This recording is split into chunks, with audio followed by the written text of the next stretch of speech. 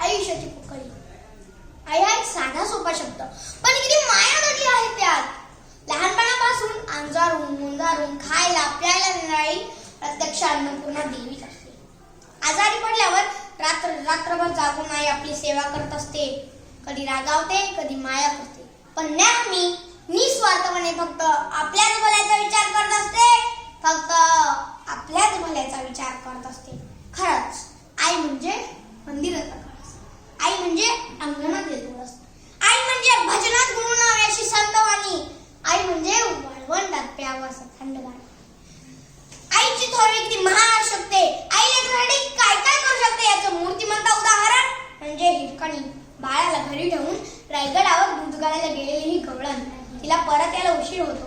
राजांच्या आज्ञेनुसार सायंकाळी गडाचे दरवाजे बंद होतात आणि मग हुर झाली मातेची घरी भूक ताने आला. वाटा नाही कुणाही समाची लावी जीव पन्ना आला. माया पोटी धावली आली घराला, मातेच्या धाडसाची कथा समजे राजाला. रक्ताच्या नात्यापेक्षा दुधाचं नातं महान असतं. रक्ताच्या नात्यापेक्षा दुधाचं नातं महान असतं. म्हणूनच आई या शब्दापुढे सारं जग लहान असतं. म्हणूनच आई या शब्दापुढे सारं जग लहान असतं.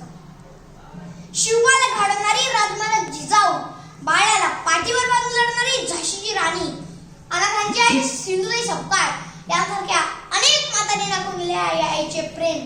तिने केलेले उपकार यांची परतफेड होऊच शकत नाही. हो आई, आई खरंच काय असते? लंगड्याचा पाय असते, वस्त्राची गाय असते, दुधाची साय असते, लेकराची माई असते.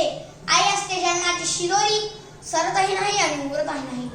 शेवटी माझ्या आईसाठी मला म्हणावेसे वाटते, तळपत्या उन्हात अन रखरखत्या रानात, राहिलीस तू माझ्यासाठी कष्टाच्या घामात.